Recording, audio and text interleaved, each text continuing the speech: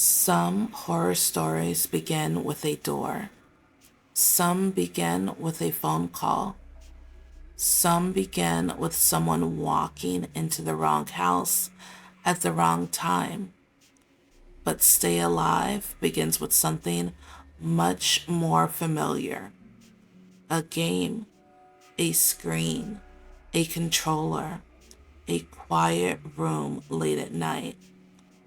That is part of what makes the idea work, because a game is supposed to be controlled. You press start, you pause, you quit, you turn it off when you have had enough. The screen is supposed to be the boundary between your world and the danger inside the game. But in Stay Alive, that boundary does not hold.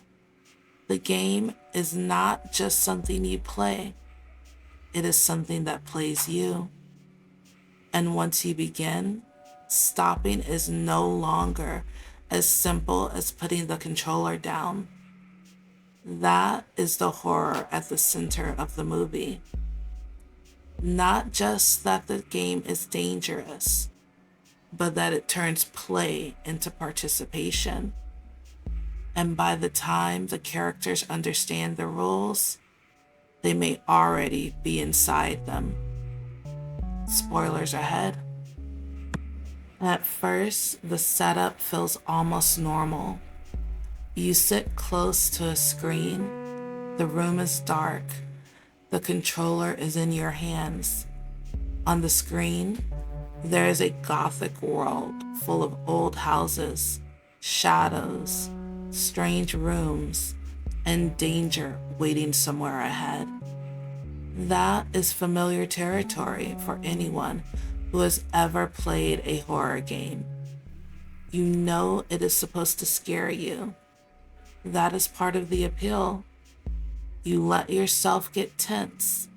You lean closer. You tell yourself it is only pixels, only sound design, only atmosphere. And that is the comfort of gaming horror. The fear is real in your body, but the threat is not supposed to be real. You can enjoy being afraid because you still believe you are safe. Stay Alive takes that comfort and turns it against you, because in this story, pressing start is not harmless. It is an invitation, and the game does not stay politely inside the screen. One of the creepiest things a horror game can do is make the player feel watched. Not the character, the player.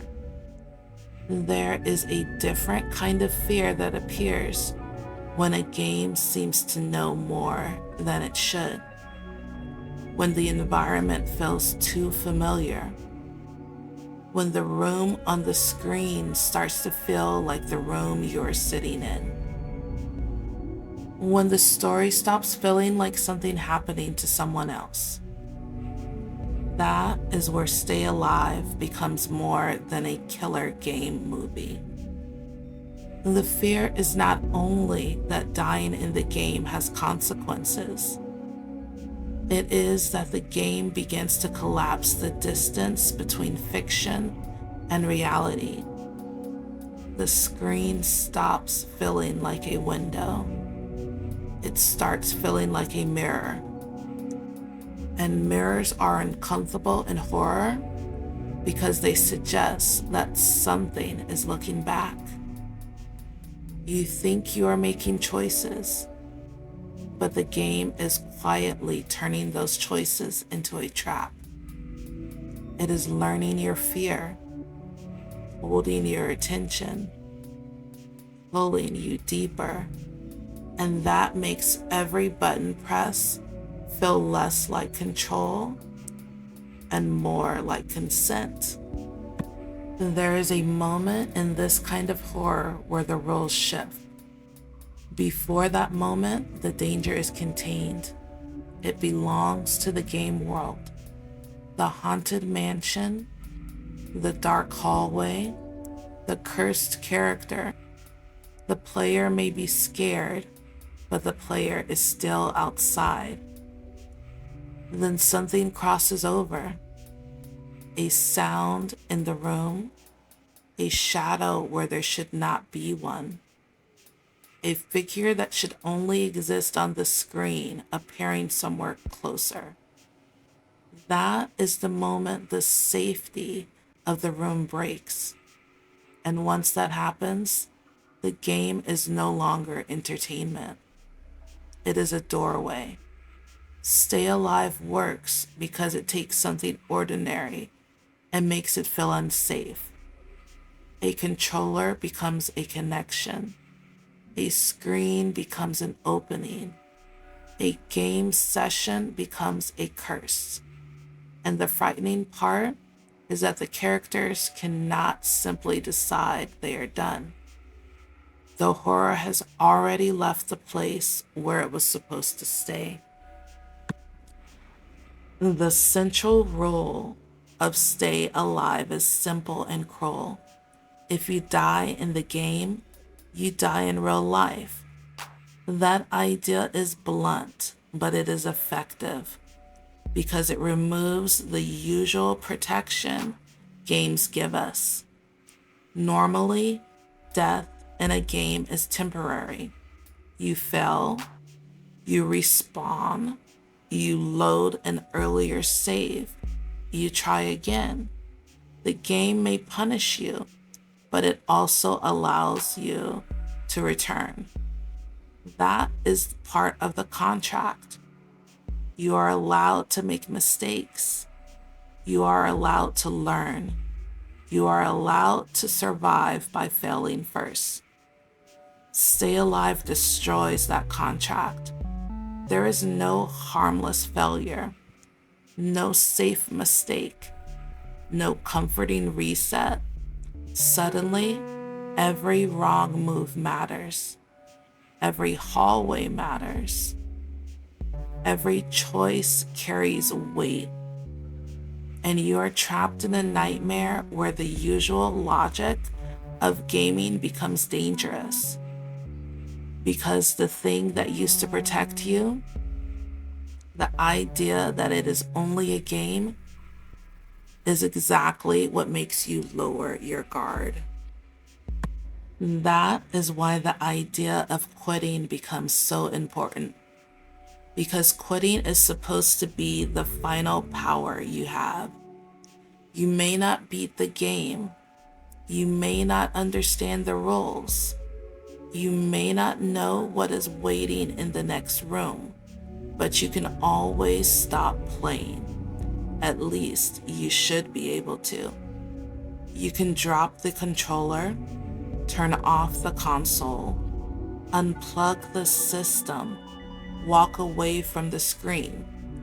But the horror of Stay Alive is that none of those actions can fully undo the choice to play.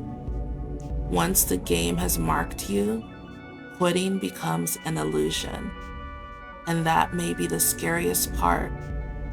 Not the monster, not the mansion, not even the deaths, but the loss of control. The realization that you are still involved, even after you have tried to leave.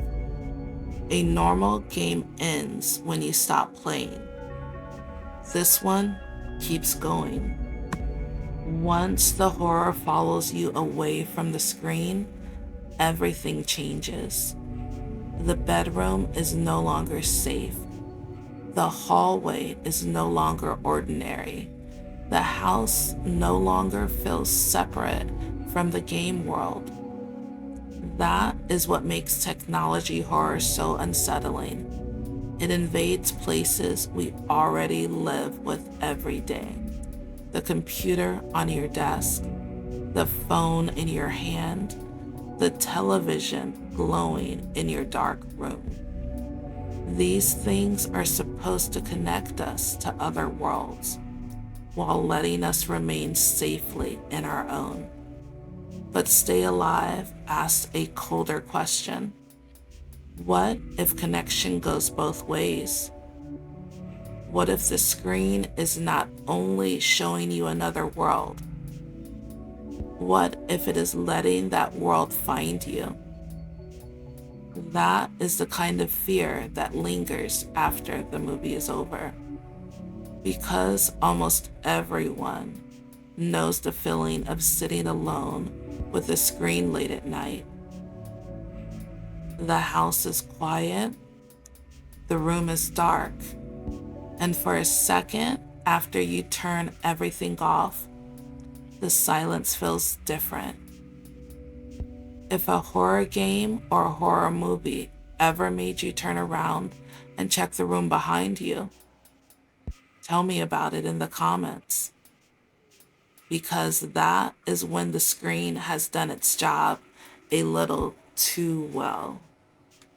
By the end, Stay Alive is not only about a cursed game. It is about the failure of the boundary, the player and the game, the room and the screen, the real world and the haunted one. All of it begins to blur. And that is why the concept still has power, because the scariest games are not always the ones with the loudest monsters. Sometimes they're the ones that make you feel like the game noticed you back. Like the thing on the screen is not waiting for your character, it's waiting for you. There's something deeply unsettling about a horror story where the safest choice should be obvious. Stop playing, turn it off, walk away. But the story says no. You already opened the door. You already pressed start. You already let it in. That is the horror of a game you cannot quit. Not because you want to keep playing, but because the game has decided it is not finished with you. This is the Quiet Unease. Stay safe until we meet again.